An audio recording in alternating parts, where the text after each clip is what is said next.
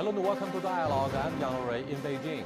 China's growing economic stakes in Africa help to rebalance operations and interests of Europeans. This might be how Ethiopia looks at China. This East African country established diplomatic relations with China 42 years ago. With an increase of Chinese investment in Ethiopia, senior Ethiopian officials are coming to China to draw our experiences. Today, we are very pleased to have His Excellency Sayom Mesfin, Ethiopian Ambassador to China, and Ms. He Wenping, Director of African Studies from CAS, in our studio. But before the discussion, let's take a look at this. The beginning of the new century saw Chinese diplomats place a renewed focus on relations with African nations. And the foundation of the Forum on China-Africa Cooperation served as a concrete display of China's will to deepen its ties with the continent. The Forum brings together heads of states, government leaders and ministers from member states once every 3 years.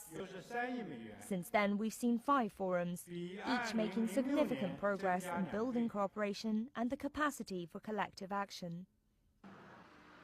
Trade between China and Africa has skyrocketed in the past decade. In the year 2000, total Sino-African trade volume was just $10 billion. But by 2011, bilateral trade had reached a record high of more than $166 billion.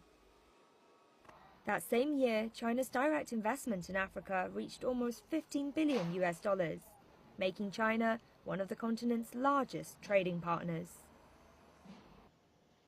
More and more Chinese companies have been involved in building infrastructure across the continent, from dams and airports to mines and wind farms, greatly improving the living standards of African people. Not only the Chinese companies doing the construction, but they also build local capacity so that in the future Ethiopian companies can take over this process. So it is a mutual benefit and a win-win approach and cooperation. China has also been providing aid in the form of healthcare development and medical assistance since the 1960s. Between the early 1960s and 2005, more than 15,000 Chinese doctors have been sent to more than 47 countries in Africa. During that period, those medical teams have treated more than 170 million patients.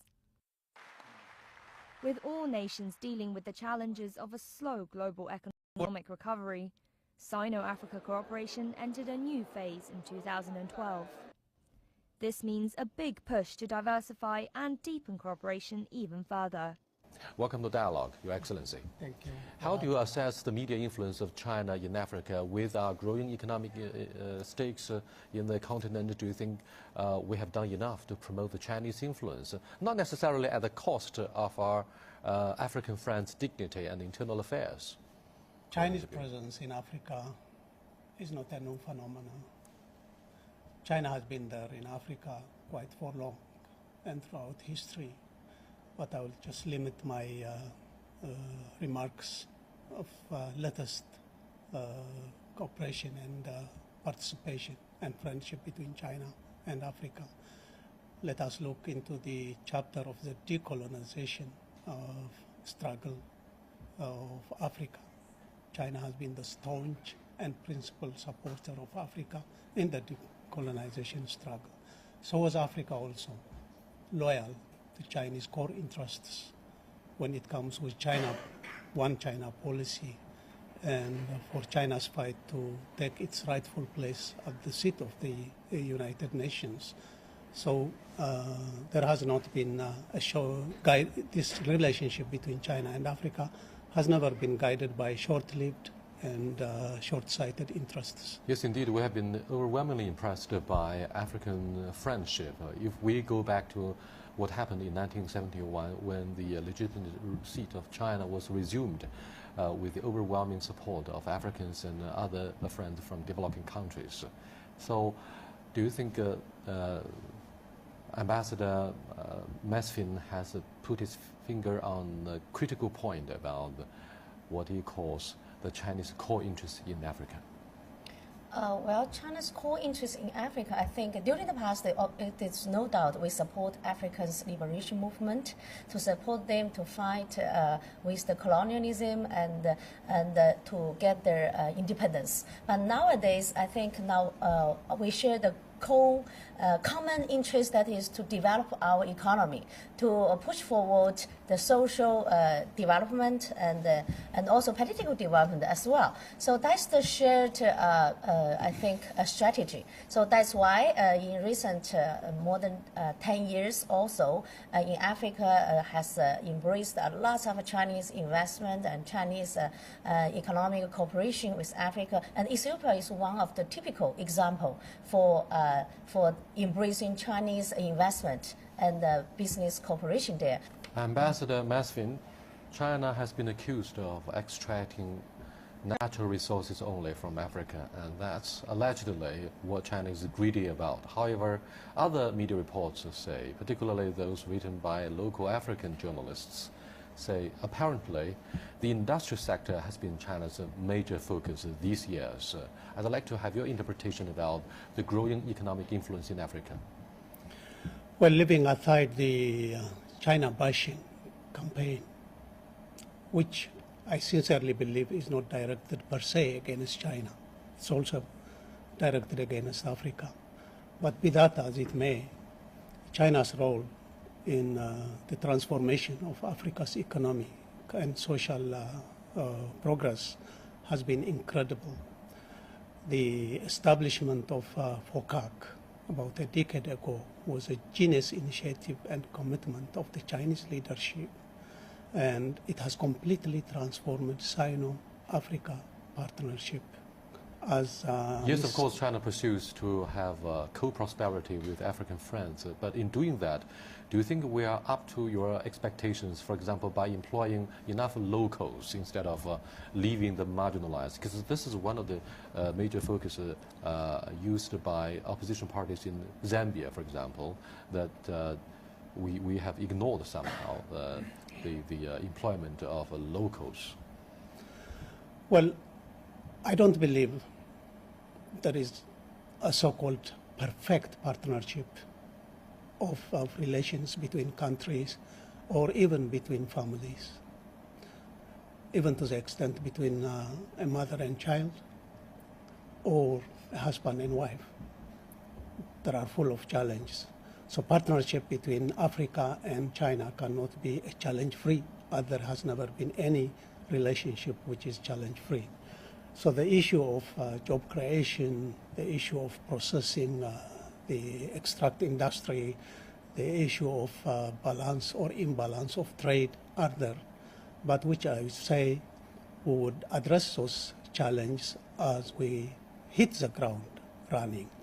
We will continue to discuss, overcome, and meet the challenge between China and Africa, but at the same time continue to build our partnership and friendship on a common interest, mutual respect, and on a win-win basis. That's what we are doing, I think. Given its unique history as well as rich natural resources in the African continent, it's not just China who has increased its investment, but the US, Europeans, Japanese, and even India are competing against each other for their national interests there.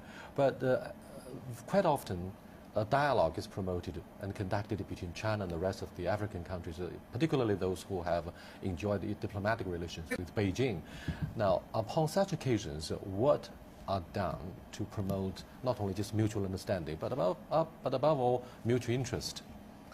Well, first of all, in order to pursue the mutual interest, we should first to map out what kind of interests they are.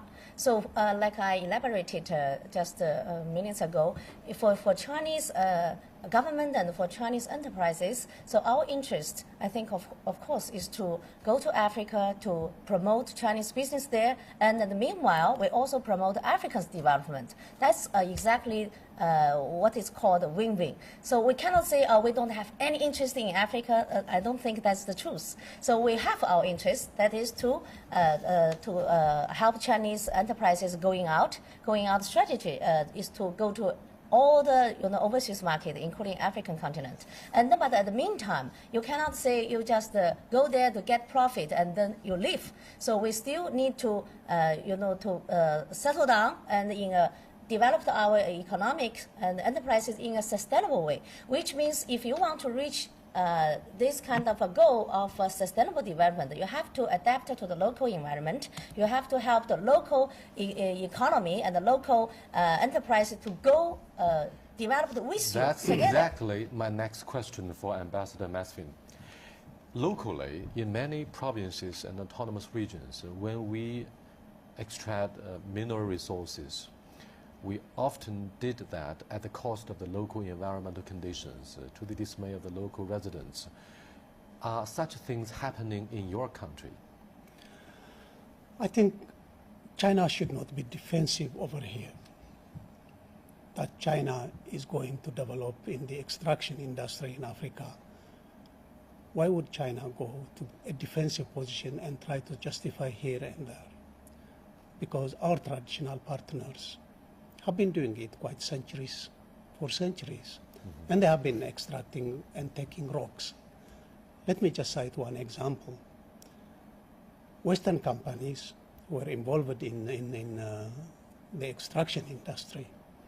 If they process it within Africa and import semi-processed products into Europe or across the Atlantic, they were forced to pay import duties. If they were to import the rocks, iron rocks, copper rocks, or the diamond rocks, they would be importing them to their respective countries and markets duty-free. So this had led to the marginalization and the underdevelopment of the manufacturing industry in Africa. So what China should be careful here is not to repeat those mistakes, what has been done, has been doing, what our traditional partners have been doing so long for many generations and centuries.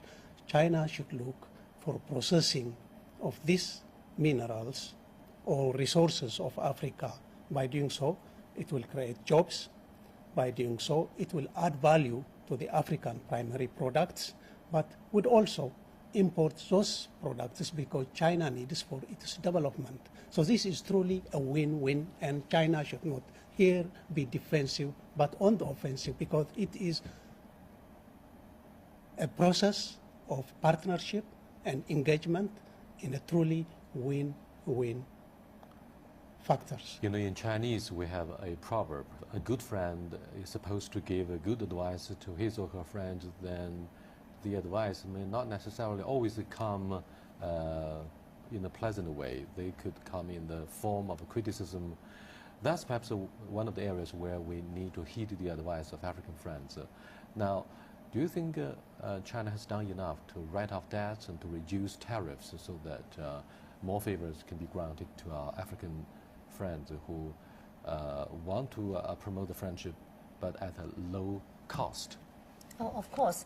Actually, all those elements Ambassador has mentioned, I think China has already done a lot of measures to that direction. For example, the first one, like duty-free or quota-free for African commodities. So in the like the FOCAC, I think as early as the FOCAC meeting in the year 2003, so we have already set this goal for the quota-free and duty-free for African commodities. At the very beginning, those African commodities item maybe only started from the 19.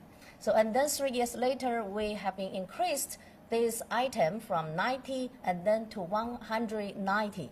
And then I think the previous meeting of the FOCAC has been increased this number to 440.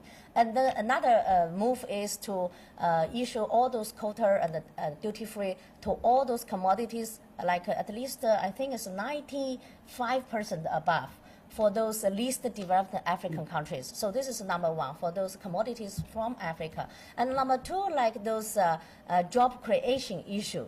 So yes, it is true for some Chinese enterprises, maybe they hasn't fully to employ all the staffs from the local because of they are facing a lot of challenges. One is sometimes when I visit African countries, I heard from those Chinese managers, enterprises managers, they complain saying they couldn't find suitable technical technicians, local technicians, because they need time to train, they need time to get the technical know-how. So in order to meet those criteria for finish those projects on time, there is time limitation. So they have to bring all those Chinese laborers to that working sites. So I think in order to reach those local job creation, this goal, so we need first of all to establish more vocational centers to improve the local workforce, their technical know-how.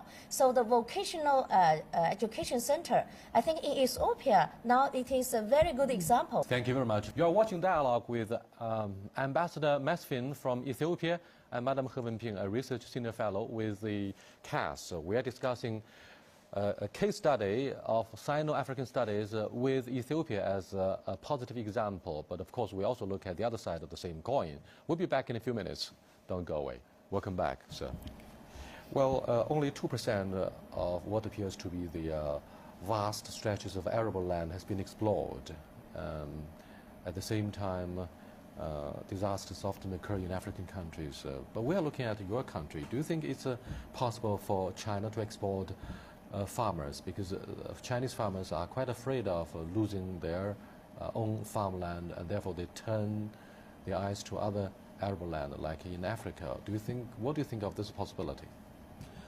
I think the possibility should be assisting Ethiopia in the area of rural technology transfer, and as Madam Misra said, to support African institutions and at the same time, but also encourage Chinese investment in the agricultural area. So there is no one direction. It should be empowering the local through technology transfer, building institutions, but at the same time also encouraging Chinese investors in the agricultural sector. Last year, your country was hit by an unprecedented drought. But at the same time, your country is long known as the water tower of Africa. Your country is surrounded by 14 major rivers.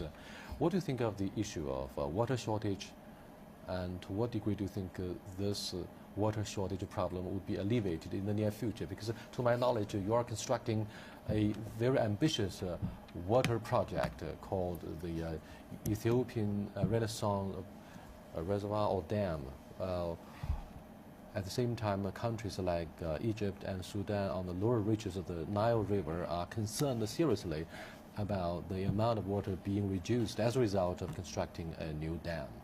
Let me separate the two, and I'll come into the latter one you mentioned on the concern of low riparian countries of the Nile region, but on the Ethiopia's agriculture in general and the drought-induced famine that recurrently occurs in Ethiopia and the region at large. First, you raised it's only 2% of the arable land of Ethiopia that is underutilization. It's not because lack of labor. Ethiopia is the second populous country in Africa after Nigeria. We're approaching close to 90 million, and 80% of our population lives on agriculture. So it's not a shortage of labor, but it is the transformation of the technology and agricultural practices to increase productivity of agriculture, to adapt modern techniques of agriculture and increase the produce of agriculture. I think this is what Ms. also mentioned. So most developing countries such as Ethiopia do not have the problem like demographic changes or people are getting too old, like in Russia, Japan, and most old European countries. Over 50% of Ethiopian population is in fact young and productive. Young and productive. You will be the envy of most So that's why the Africa has been called a youth But continent. the problems of agriculture in Ethiopia are two. It's man-made and natural calamities. What do you mean by man-made? Man-made because of conflict, violence. That has been a closed chapter in Ethiopia, but that has been an ongoing problem, a challenge of Ethiopia for almost a generation, starting during the 60s up to the early 90s. Ethiopia has been at civil war. That is a closed chapter now. The last 20 years have been the golden years of Ethiopia, achieving peace and entering into a rapid economic transformation. Secondly, the degradation and desertification or deforestation as an intervention by humans to soil erosion, exposing the land to soil erosion and deforestation. These are the man-made. And the natural calamities are the recurrent drought, flooding in some areas, and the expansion of desertification and so on and so forth. So these were the reasons. The third one was what I mentioned earlier on, was lack of technology that increases productivity. And last, capital. To not depend on rain-fed agriculture, we need to develop irrigation, modern irrigation system. Ethiopia is practicing quite for generations and centuries traditional irrigation. That is going on, but we need to invest huge capital for modern irrigation system. These are the problems I would mention in the agricultural area. Global warming is having its toll on many developing countries in particular. Do you think Ethiopia is an exception? Because as I said, you not only are blessed by 14 major rivers in Africa, you are known for being the water tower in Africa, but also you are going to construct a very big water dam. Will that help find a way out? Yes. Because there will be a 20% drop in rain precipitation with the climate change in the next decades. The climate change is a phenomenon, and it's a common challenge to the international community. And Ethiopia is not exceptional here.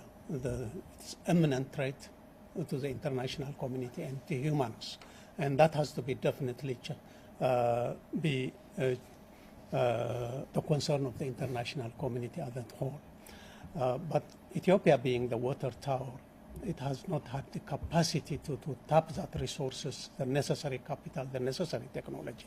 But the last 10 years or 15 years have been exceptional for Ethiopia, because Ethiopia is focusing on tapping those resources, like one we mentioned, the Grand Renaissance Dam, where environmentalists are talking about the environmental damage by building this dam and other dams. We have been busy in constructing several dams, of course with the support and cooperation of China in some of the dams. But the Grand Renaissance Dam is being done on own resources by mobilizing our people, both in the country and outside the country, and from government coffers. We are constructing this dam. It is one of the biggest dams on the earth, and it is the biggest dam in Africa. Mr. Ambassador and Madam Kevenping, the next question is very much about democracy, because that's the hallmark of Western culture, and they want to hammer home this message. Yang Ray, you got to talk about whether democracy has helped African countries walking out of poverty. What do you think? I believe democracy is not the property of this or that country or this or that society. Democracy is characteristic to society, to humans. It's a universal value. It is a universal value. Mm-hmm. So to characterize that this country is not democratic, that society is democratic, is absolutely a consumption for public feeling. So Africa needs to mobilize its resources. Participatory economic development is most important. The inclusive development is very important. Democratizing institutions means participatory in the life of the politics, in the life of the economy, in the life of the social transformation. These are very vital, and this is what is happening in Africa today. Now, very quickly, I'd like to have a short answer and comments from both of you about the fundamental root causes behind the Arab Spring. Was it because of democracy, a strong appeal for replacing strongmen with a young, multi-party democracy, or fundamentally it's largely due to people's hunger for employment and bread and butter? I think it is both. because for those countries, they have been suffering from Arab Spring. We can see very clearly there are two big reasons behind that. One is those bread and butter issue. Another is those ruling persons in the office.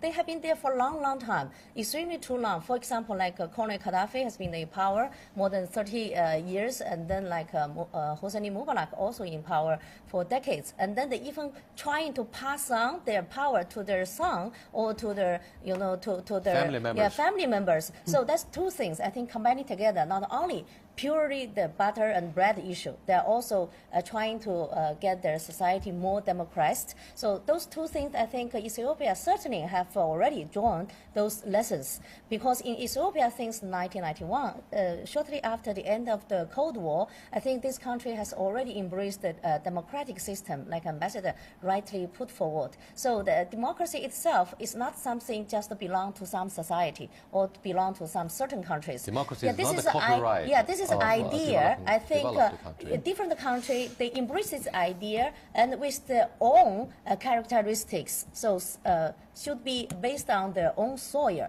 So that's why in Ethiopia, because this is a country with multiple ethnic groups as well. Very quickly, Mr. Ambassador, with China being successful in alleviating 400 million people out of poverty, more particularly middle-income families are talking about having what they call something that comes from the West, democracy, so that we'll introduce the idea of civil society and social justice. It's not just about getting rich and getting rich quickly overnight. It's also about how whether we can be treated nicely. Not only that, China has extricated 400 million people out of poverty and below poverty line into adding the welfare of the people, but China did it in a very, very short period of time. It took 300 years for Europe to alleviate poverty and bring their societies into a modern society. Welfare states are established in China, but China did it in 30 years. This has been miraculous, near to miracle. It is astronomical speed, mesmerizing observation. Particularly after China entered into the WTO in 2001, yes. 10 years ago. And I think what others are talking about is now China is an alternative of development model. Models do not work as copied as they are, because copying models in anywhere, irrespective of characteristics of local, they don't work. But definitely China's model of development is an area where many developing countries, the entire developing nations, are inspired and are ready to learn from China's experience and adopt it to their local situation. Now, this is a reality, a tangible reality, and Ethiopia is one that has benefited much from China's experiences, as earlier mentioned by Ms. He. The agricultural technical cooperation centers we have opened with China, the technical in the manufacturing areas that we have installed with China, where we are hugely transforming our human capacity building. Thank you very much, Mr. Ambassador, and thank you very much, Madam He Wenping, for joining us. We are studying the economic prosperity in Ethiopia and the Chinese investment behind it. I'm Yang Rui. Until next time, goodbye.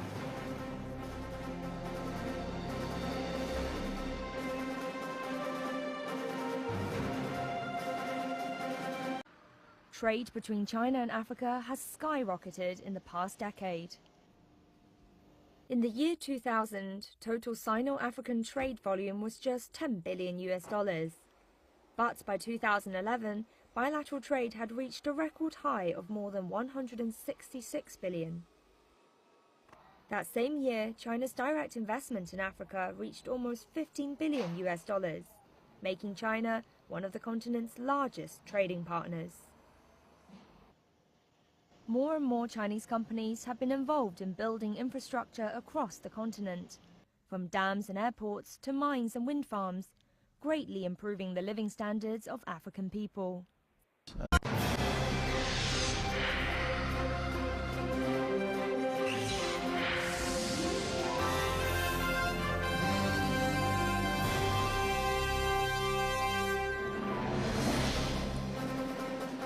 Hello and welcome to Dialogue. I'm Yang Rui in Beijing.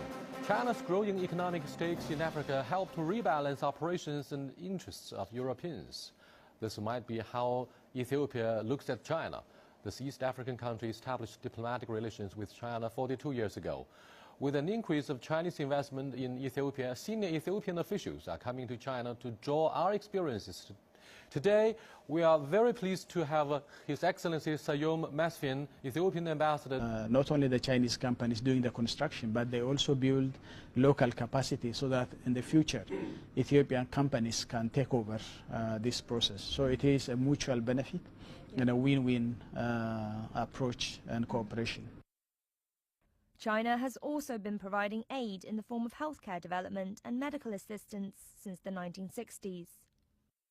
Between the early 1960s and 2005, more than 15,000 Chinese doctors have been sent to more than 47 countries in Africa.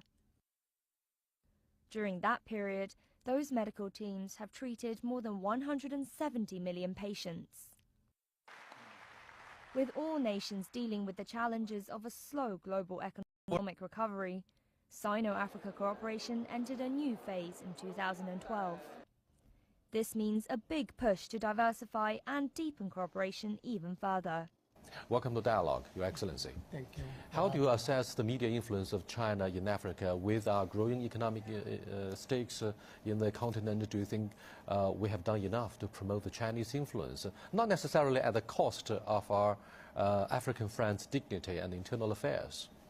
Chinese presence in Africa is not a new phenomenon. China has been there in Africa quite for long and throughout history, but I will just limit my... To China, and Ms. He Wenping, Director of African Studies from CAS in our studio. But before the discussion, let's take a look at this.